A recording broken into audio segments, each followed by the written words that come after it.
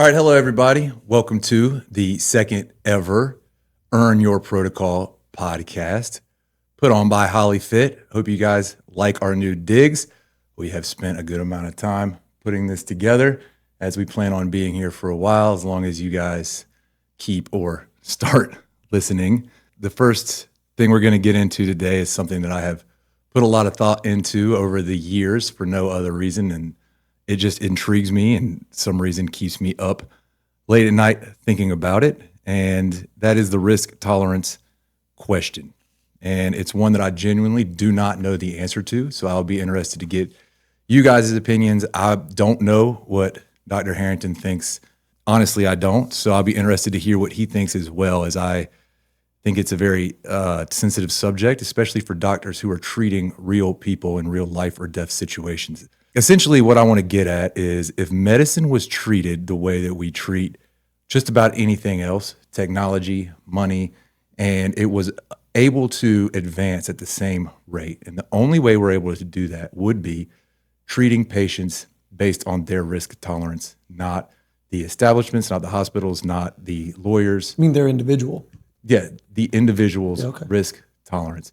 Essentially, if they wanted the riskiest possible method or medicine, whether it had even been brought to the FDA or if it was something that was still in development, and the patient said, look, chances are I'm going to die, or I don't want to suffer through chemo. It's my choice. I'm a grown man. I want you to give me the riskiest thing. That's one scenario. I think a lot of physicians are okay with that scenario, in the sense that if you're going to die, you get 6 months, pancreatic cancer or some other terminal illness that's a quick killer, that, you Hail Mary approach a little bit, or you can, just because technically got borrowed time at this point because it's going to end.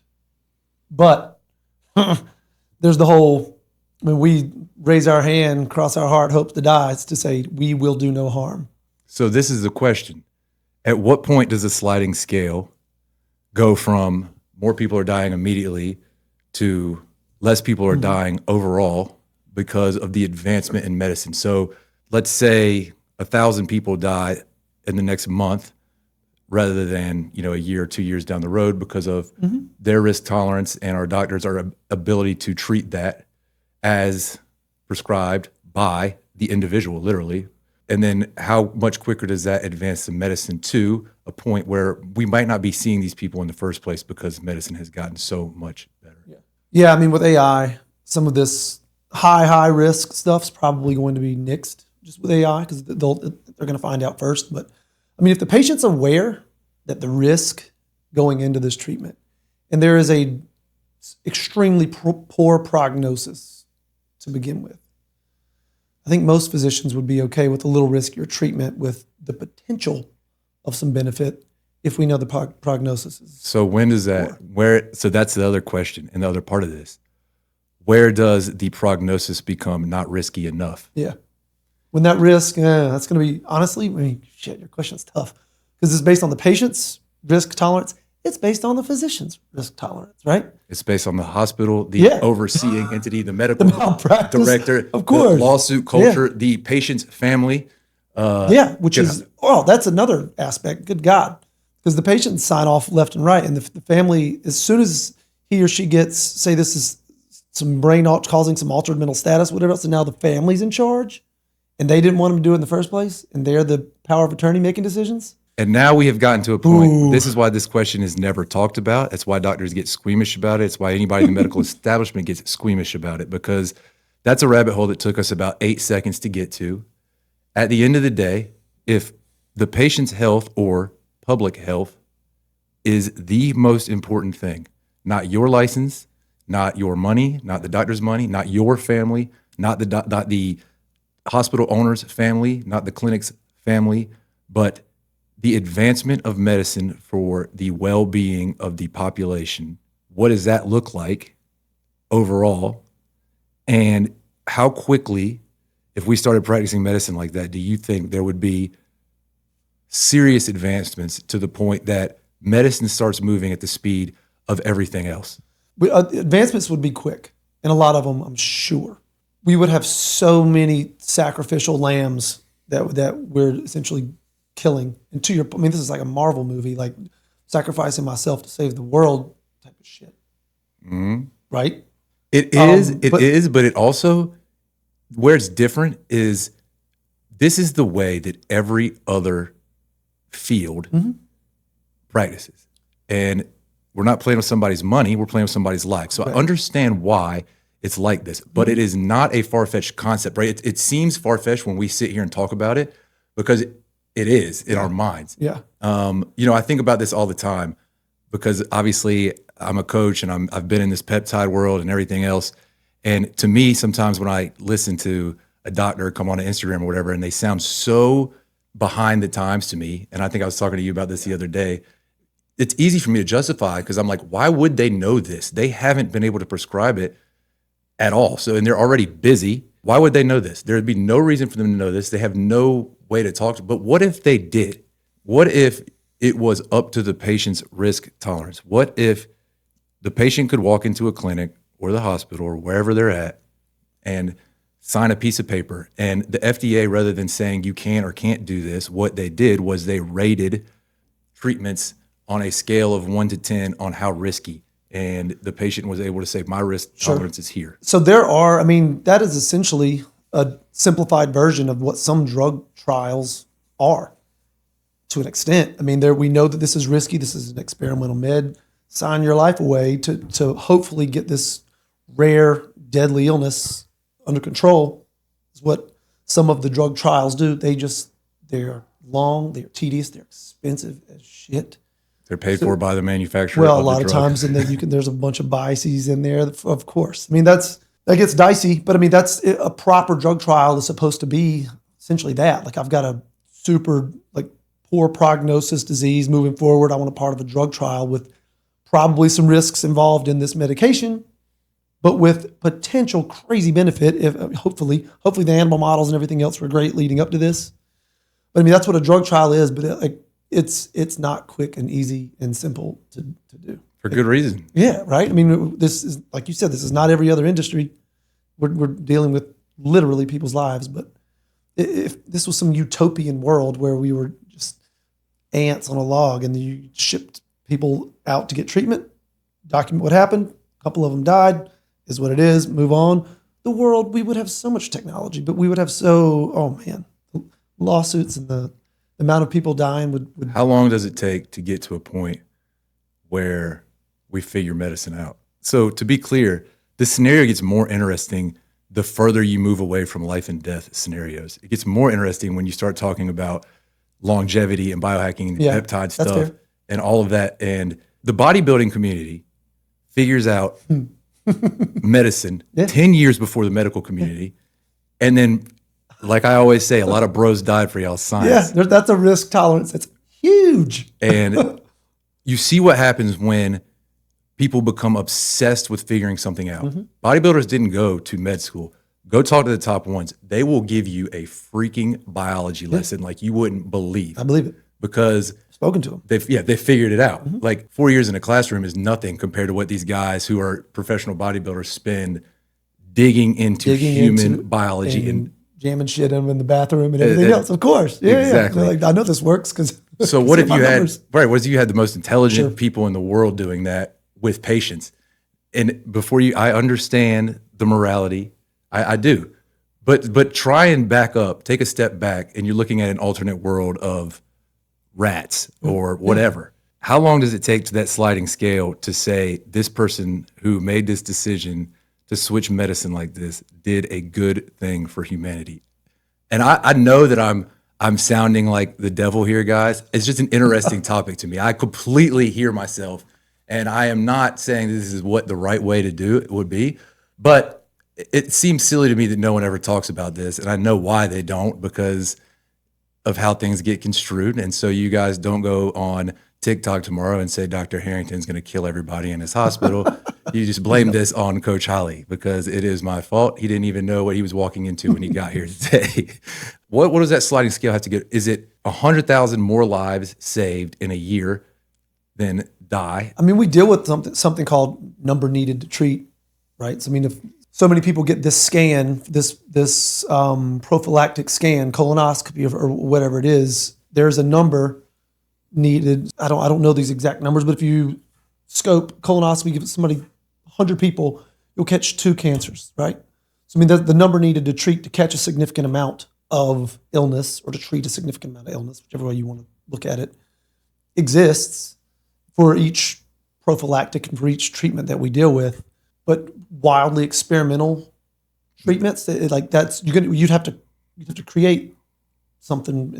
That's a big ethics committee decision there. Well, not only does it exist, it's already in practice. If you look at the administrators' financial models, it's based off of I know. That's fair. this exact scenario. But what they're doing it is off of lawsuits caused by deaths, Correct. not lives saved. That is And so bottom line, baby. Bottom line. when you think about this is kind of what I was going to round into at the end of this, but we're here. When you think about my question, it's a lot closer to reality than you think. It's just flipped to save money. Right now, the system prints money. If you fix sickness and you stop modeling decisions based on potential lawsuits, then you see real advancement. Sure. You'd see a lot quicker. There's no question. I don't think any physician would disagree with that. And I think that is probably closer to a realistic answer, is getting at the financial models rather than having patients assess their own risk tolerance, at least right now. Yeah. But I know it sounds funny. I am a believer that this is not just physicians. This is leaders of any industry, people who have authority in any industry, whether you're a stockbroker or anything, that it is human nature to tell somebody what's best for them.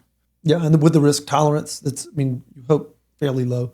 Dude, there's almost exactly what you're saying. I don't know the contract or know that we will even be able to read the contract. The first longevity medicine was injected into somebody, which is, I think it's gene altering, like gene therapy, E24 or something that was done. That person, I think it was just one person, had to sign their life away. I bet. They had to. Yeah, sure. To your point.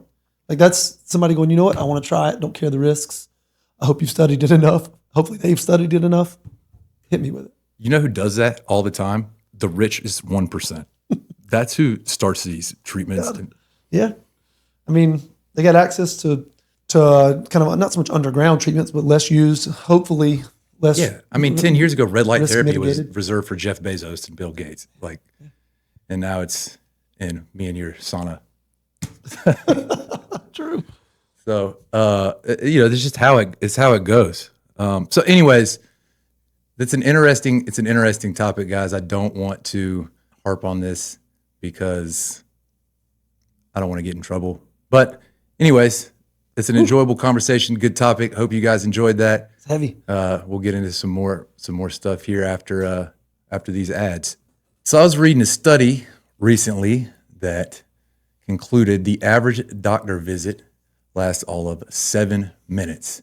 And so if you are a patient who sees their doctor once a year, you get 7 minutes. Now, generally they can stretch out up to 15 minutes, but 7 minutes is what the administrators like to see on average to get the patients in and out. So if you're a patient and you've ever been sitting in a waiting room for 2 or 3 hours, then you saw your doctor for 7 minutes, you can leave feeling incredibly frustrated. So even if it gets stretched out to 15 minutes. So I just wanted to ask you, as someone who's been in the hospital for well over a decade, seeing multiple people all the time, your thoughts on that, how it is in reality, and what you feel. The concepts are very similar between clinic and like an outpatient clinic and the hospital. But a lot happens. So there you get face-to-face. Let's just say we'll stick with 7 minutes. I've spent probably 5 to 10 minutes looking through the chart prior to, so I know what the hell's going on when I walk in the room. Know your history, know the meds you're on. Hopefully the physician knows these things so you can hit the ground running. Those 7 minutes should be dense, right? When I leave, now I have to document everything we discussed, any changes, put in my orders, changes in medications, whatever else, and document. So the encounter on the physician's end lasts 20, 25 minutes, maybe 30 for outpatient. Sometimes a good bit longer than that inpatient in the hospital, especially the ICU. But yeah, 7 minutes with the patients is just ass. It's awful. I agree with that. That's the medical system where we are. And it's not the physicians pushing that. It is whoever's got the dancing strings that we're playing from. I mean, it just is what it is. The admin wants 20 to even 30, sometimes even urgent care up to 50 patients a day for one provider. 50 patients in a day, how much face-to-face time? You're talking 2 or 3 minutes on some of these patients. You have a cough, you fever, boom, antibiotics, get out. Admin Holly, what do you have to say about this? Michael, you sure do have a nice car parked out there in this driveway. I mean, my point is like it's long. It's just shitty system in general for the patient and honestly for the doctor. Because we had a topic earlier. We were talking about a lot of things now are the bottom line. Big medical is a business. It is. I mean, and the physicians don't have anything to do with it. I have no say. We bitch, moan. They just wave, laugh. No doubt. Yeah, is what it is. So 7 minutes, I believe, especially outpatient, whether you have to see 20 to 30, that's miserable. And so 7 minutes is one thing if it's your yearly physical, right? And you just want to get the hell out of there and you've got to get your physical for your work insurance or whatever the case may be. It's a completely different thing if you're scared shitless and you're at the hospital or you're at the doctor for the first time Sure. and you don't know what's happening to you and you've got 7 minutes and the first 4 you're stuttering and you're shaking and you don't know how to describe what's been going on and you stammer around trying to explain what you've been thinking about talking about with your doctor for the 3 hours or 3 weeks. Which is inevitable. I can't tell you the amount of lack of information I get the first 3 minutes. Right. And so then the physician's frustrated because he's already behind and he's got another chart to go see to get to the next patient, And now the waiting times increase.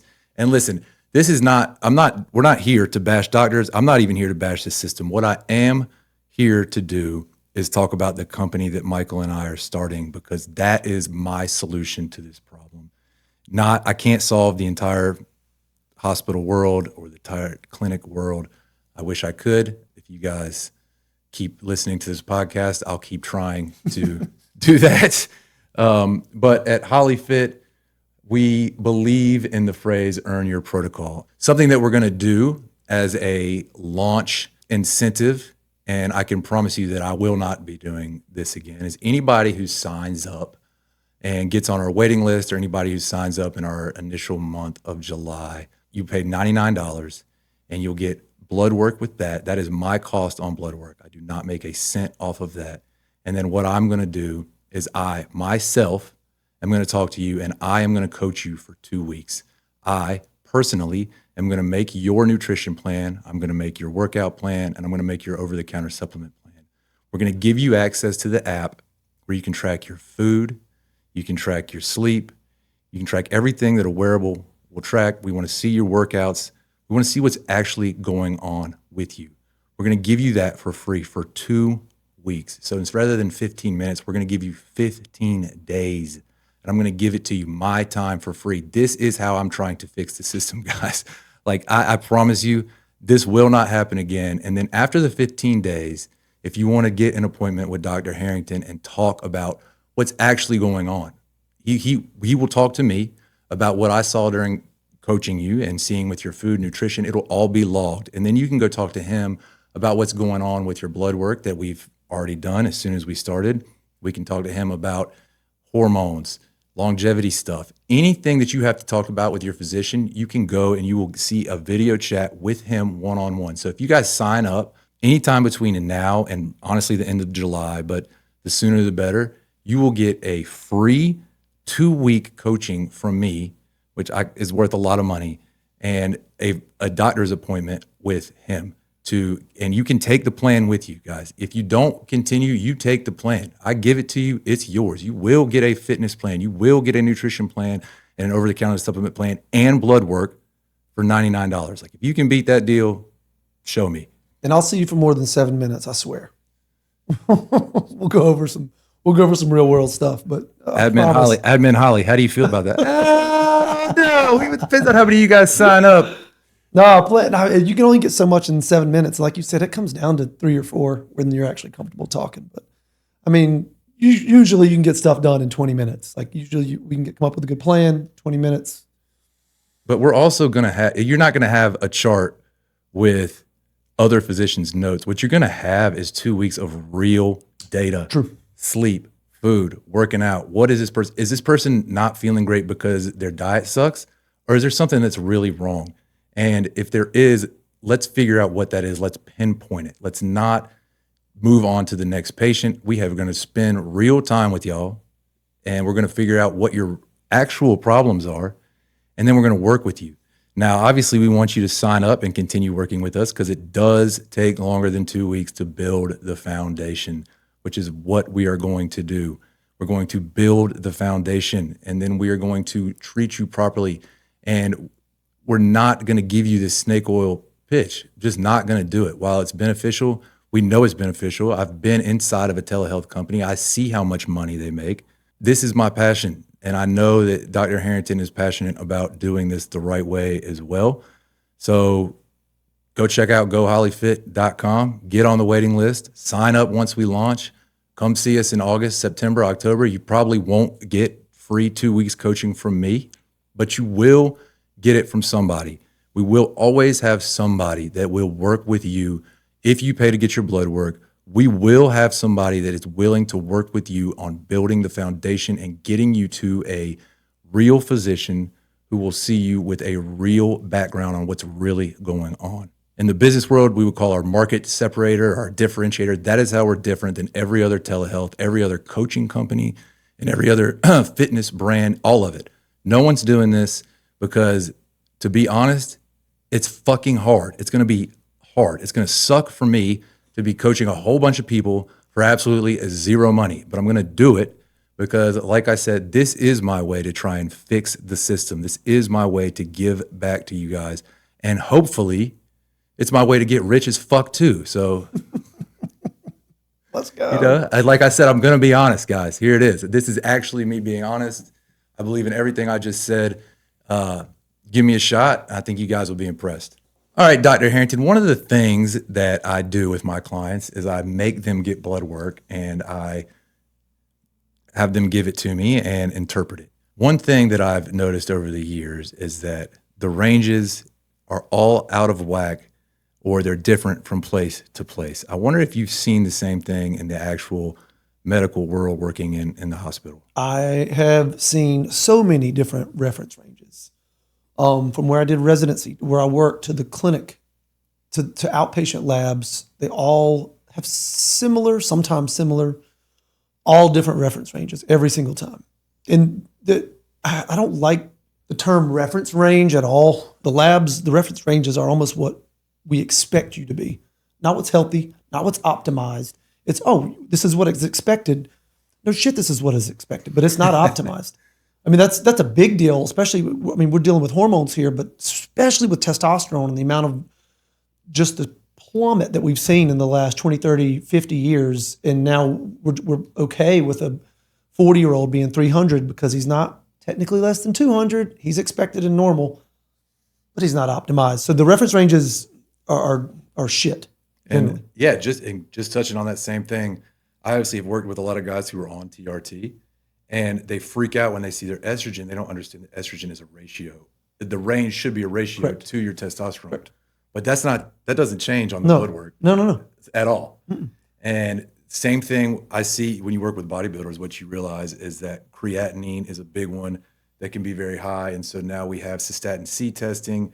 Same thing actually with alt can be elevated because of muscle breakdown. Yep. There's a ton of different factors. These reference ranges, they're not necessarily a bad thing, but they most certainly are not personalized. And I see far more often they freak people out for almost no reason than tell a story that makes any sense. I see people freaked out because of a red number on their lab and it's chloride, which I don't not care about. But if you're a point or two high and they're freaking out, how do I get my chloride down? One, I feel like I've given you too much information because now you're flipping your shit over essentially nothing. And two, Googled, what is my chloride? It's just a reference. It's a number that follows some of the other labs. That means nothing. But giving the patient and educating the patient on optimal ranges is what we need to be doing, not just slapping a reference range on there that was designed to be what is expected and not so much optimal, especially we're entering this longevity world now, optimal ranges need to be the new reference range, personally. Another one I see all the time is HDL and LDL are not the best markers. I mean, they're useful, but you really need to be looking at ApoB or some of the more Sure. in-depth that are actually looking at what type of cholesterol we're talking about. Is it waxy or is it just big and fluffy, to kind of put it in plain English? Yep, that's fair. I mean, ApoB, this is the non-HDL in general, because there's LDL, there's very LDL, very low density lipoproteins. The ApoB is a little bit more of a blanket indicator. You guys, next time you guys go to the doctor, I want you to say, do I have LDL or do I have very LDL? Yeah, VLDL is a thing, I swear. No, I know. But you said that to the physician, they'd be like, how the hell do you know that? That's what I'm saying. Next time you go in there, and you get your HDL and your LDL, I want you to look them dead in the eyes and say, do I have LDL or do I have How very small? LDL? How small are my particles? And see, he's gonna look at you cross-eyed. Shit, I got to tell this guy. I got to start. Yeah, but I mean, you hold them accountable, sure. But I mean, those are old, and they're still super important. But at the same time, there's better testing for a more complete picture, including the ApoB for sure. Yeah, absolutely. And so I would just caution patients two things. You're not dying if you have something that's out of range. Certainly, talk to your doctor about it. Be careful on Google as well. And everybody is a victim to this. Dr. Harrington is a victim of this, whether he says is or not. Listen, if you have a cold and you Google that, you've got cancer. Everybody knows that. And I even make fun of myself because I know that, yet what are you going to do if you have something that you feel? You're going to describe the symptom into chat or Claude or Google or whatever. And chances are 9 times out of 10, it's going to freak you out. That is half of my job, is answering text messages and talking people off the ledge. Because they Google some shit.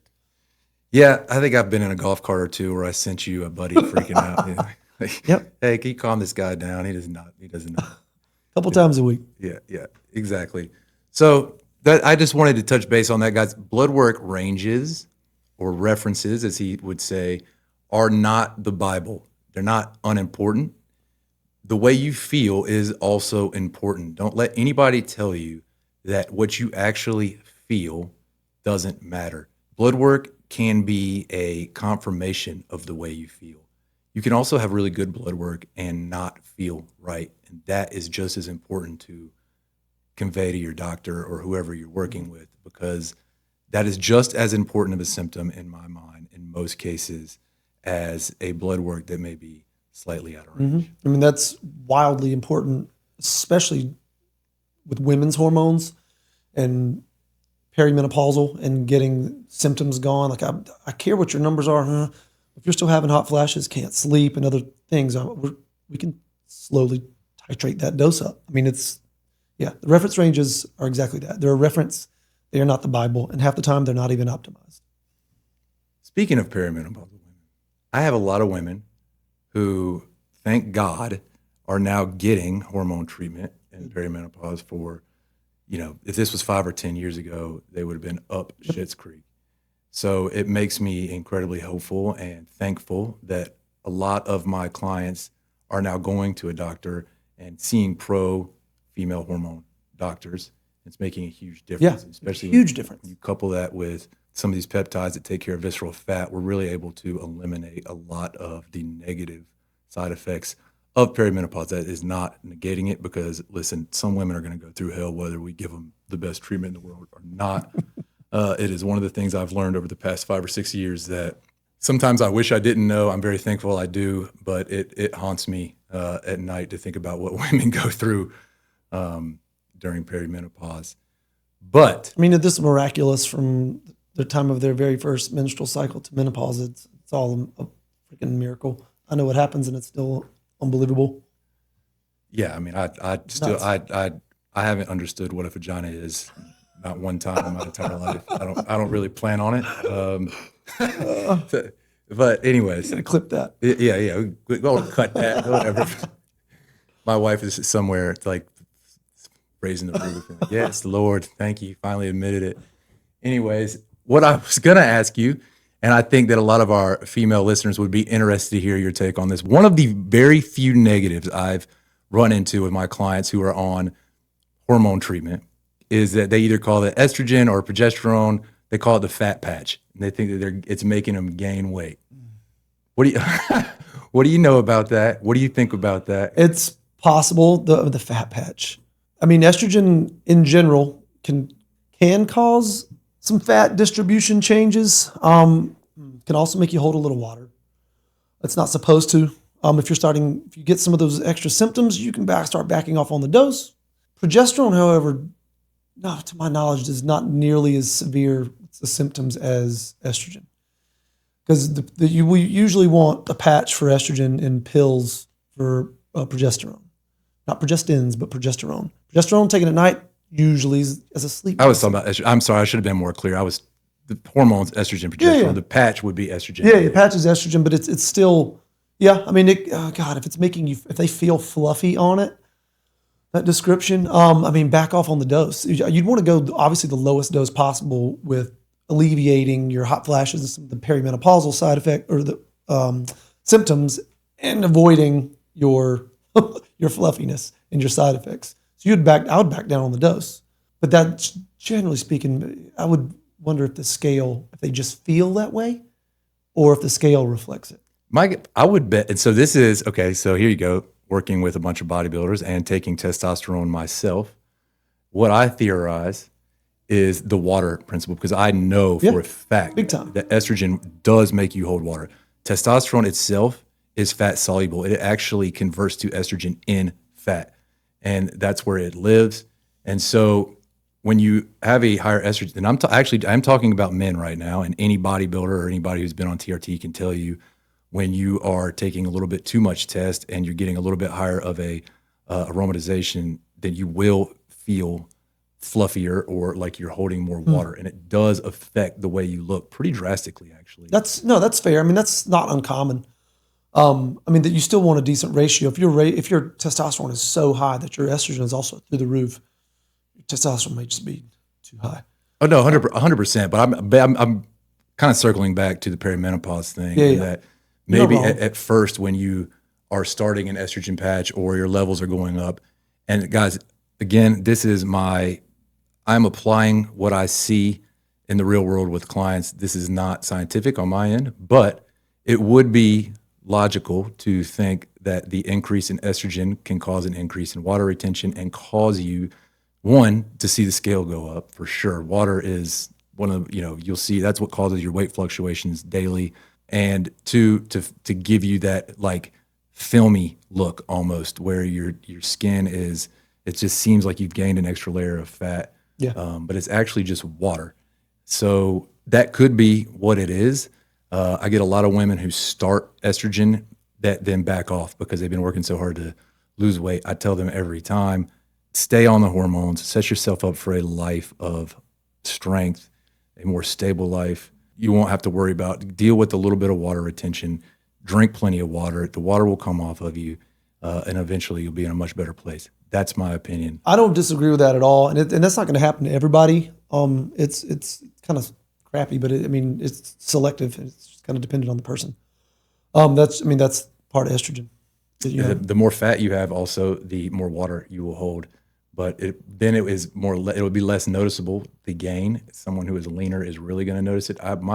Theorize, and what I've seen in men and women is that people who are not fat but maybe have 10 to 15 extra pounds, it still is very noticeable. And they're already concerned about getting rid of those 10 to 15 pounds. So they're looking at the scale, and then they start the estrogen patch. And what happens is they hold 5 pounds of water, which is very reasonable over, if you have some carbs and you start a estrogen and you have that, and they freak out. And 5 pounds of water is a lot more on a 120-pound female than a 160-pound female. Bingo. I'm not fat shaming anybody.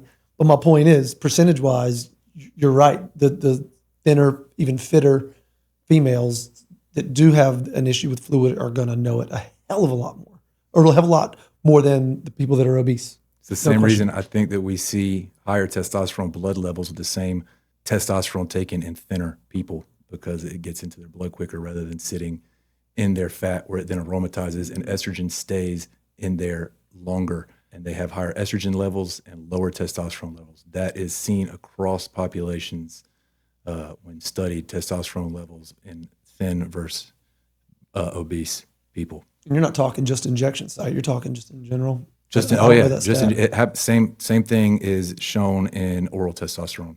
Not the biggest fan of oral, but yeah, I hear you.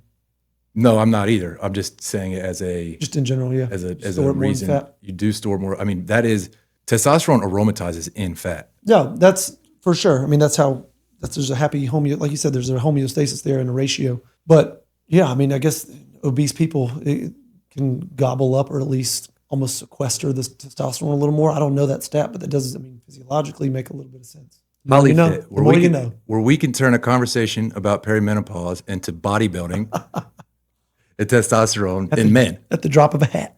You're welcome, ladies. Yeah, sorry about that. All right, Dr. Harrington. Every time I get onto Instagram or TikTok or Snapchat, I only Snapchat you, by the way, I see something be pro FDA or anti FDA, and everyone is passionate about their stance. I haven't seen anybody be like, you know what we should do is having a real honest conversation and talk about what's good, what's bad, What's ugly. all of that. Yeah. So my question to you would be, what is your opinion on the FDA right now?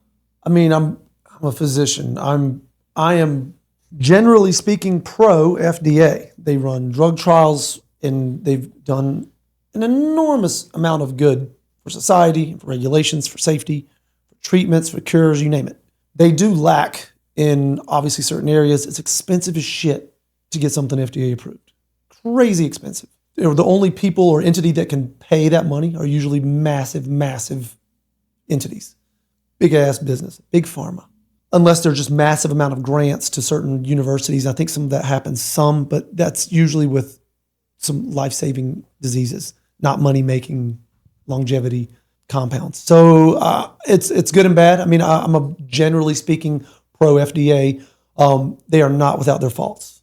And the big fault is it is so damn expensive and they're not willing to fund and go on their own. The government won't fund outright research for certain things. Damn sure not for longevity, and they're looking for illness. They want people to live longer and fixing things, not so much optimizing what we have, which is kind of shitty in this day and age because everybody and their brother wants to be optimized and live to be 120 if they're happy and healthy to be 120. What gets me is I go down this rabbit hole of thinking about the FDA and all of the good that they've done and all of the innovation that they've helped companies create. And I am incredibly grateful for that. There's a few things. I don't like it when physicians use the FDA as a crutch.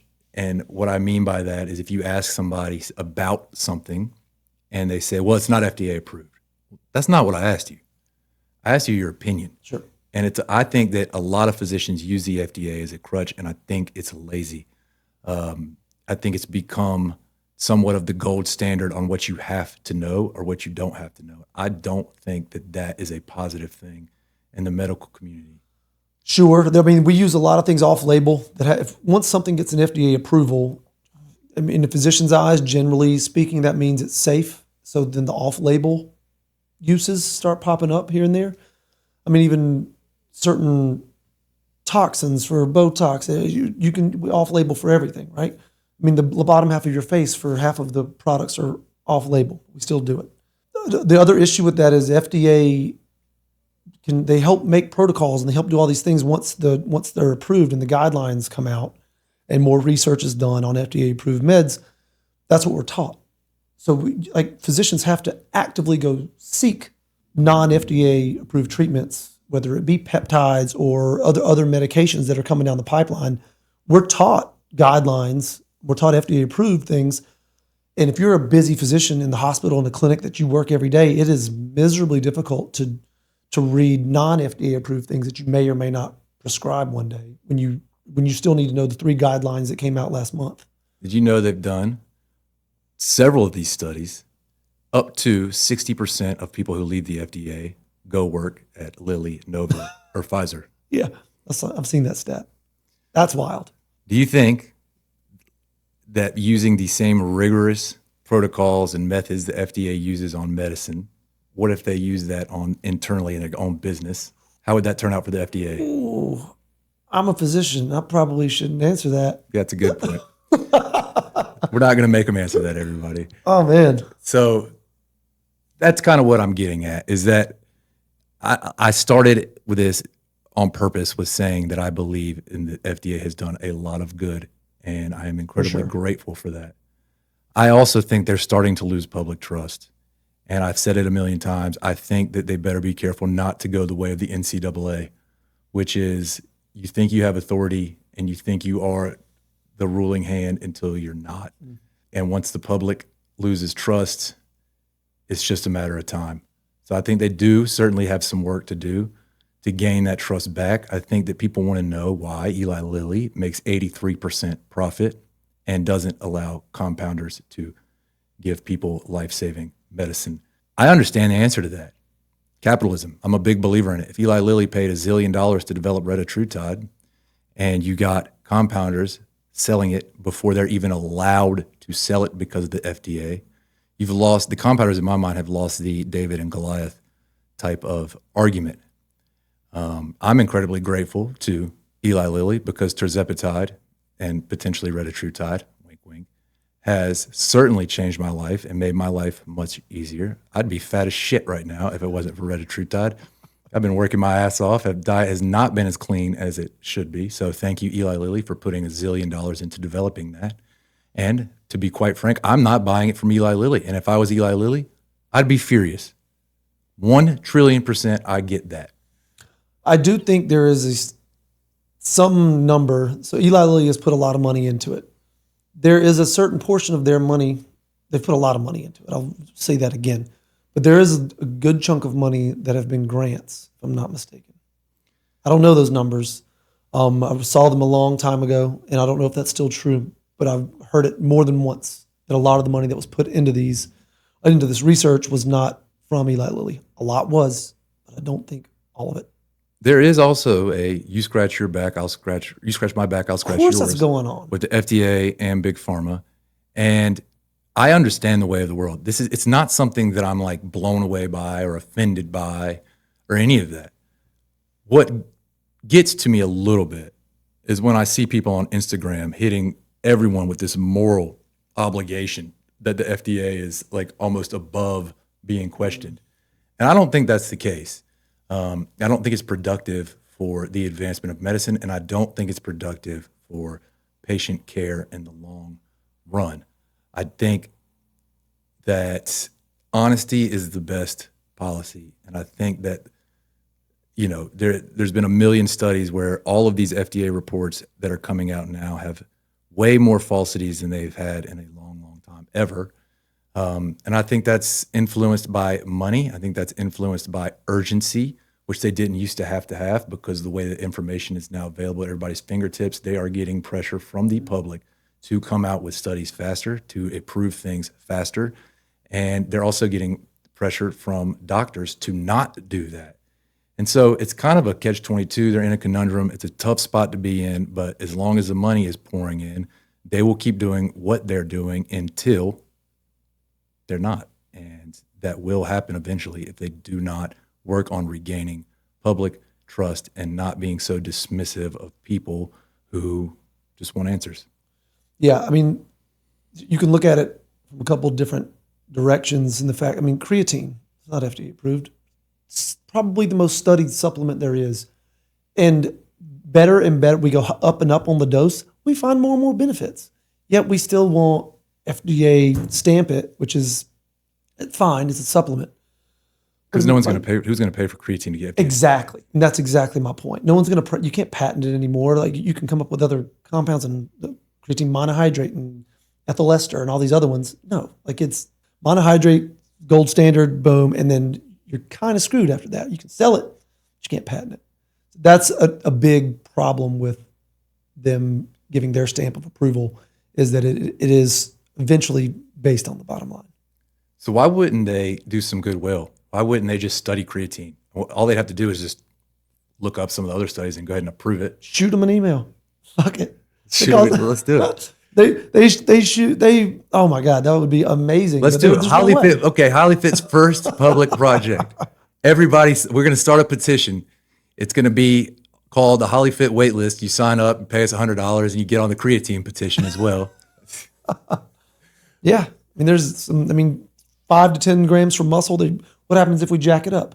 20 to 30 grams. You start getting neuroprotection. That's what I tell everybody. 20 grams and you get the neuroprotection. I say it's not what you think it is for performance. When I was in high school, they told me that creatine was going to stunt my growth.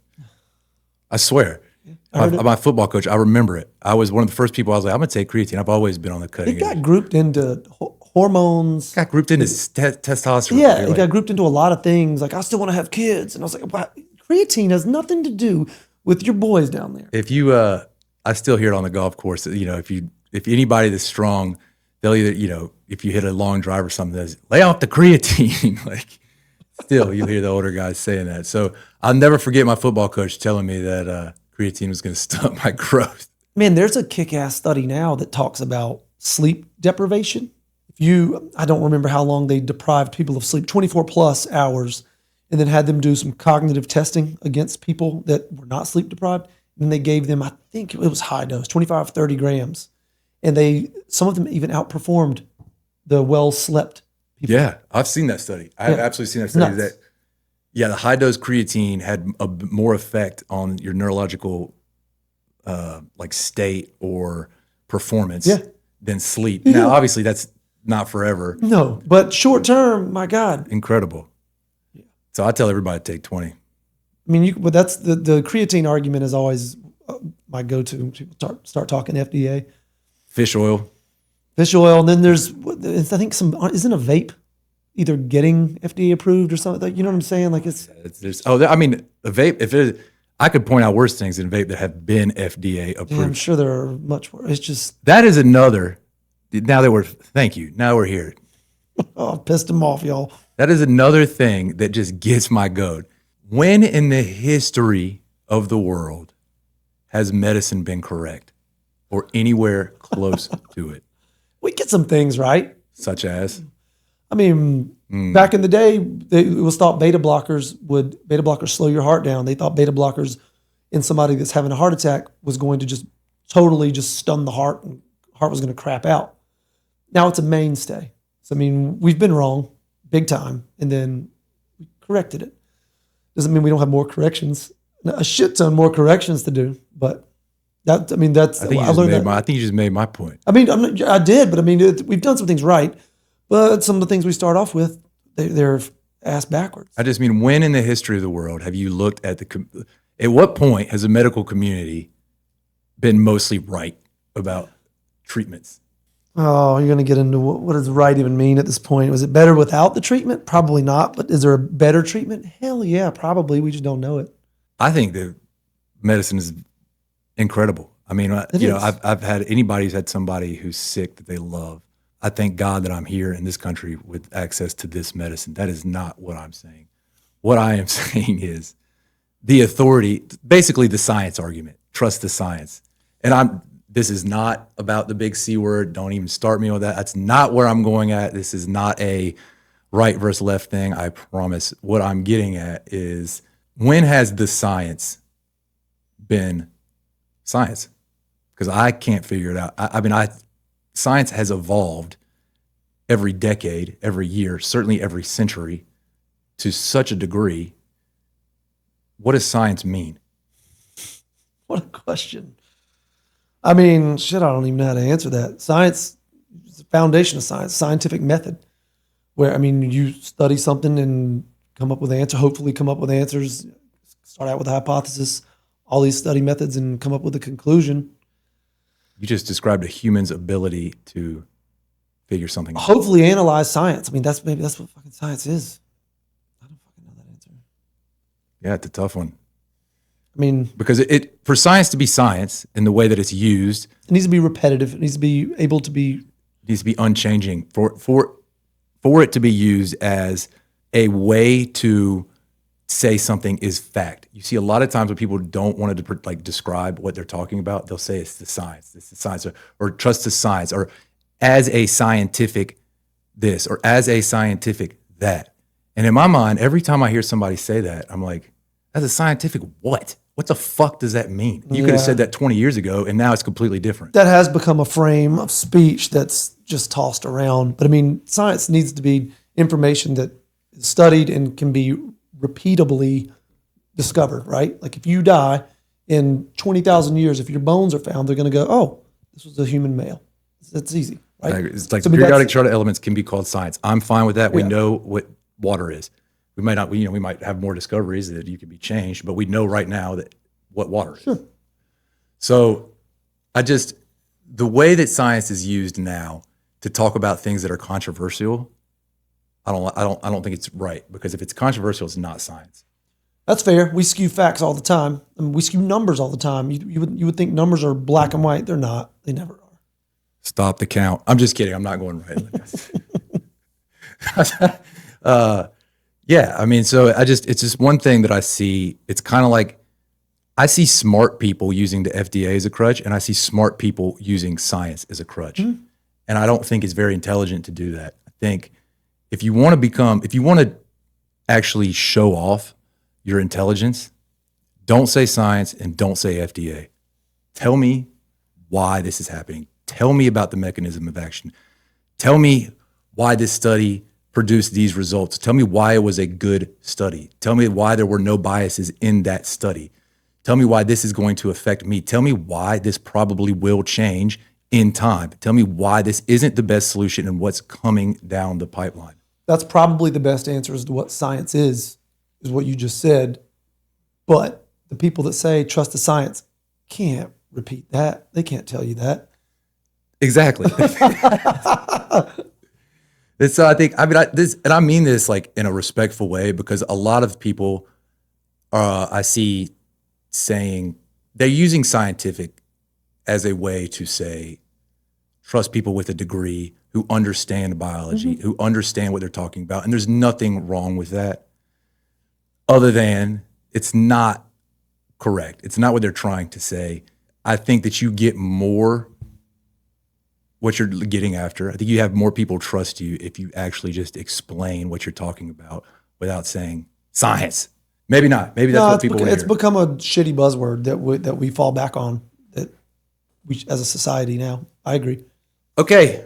I think that's going to wrap up our second ever podcast, Earn Your Protocol, presented by HollyFit, launching July 15th. Go HollyFit.com. Go sign up for the wait list now. Get $99 Bloodwork and 2 free weeks of coaching from me. You sign up, you get to see Dr. Harrington, get a real protocol, all the buzzwords you want: science, longevity, biohacking, chiropractor, whatever you. No, I'm just kidding. No chiropractors at HollyFit, but we love you guys. Come see us and talk soon. Talk soon.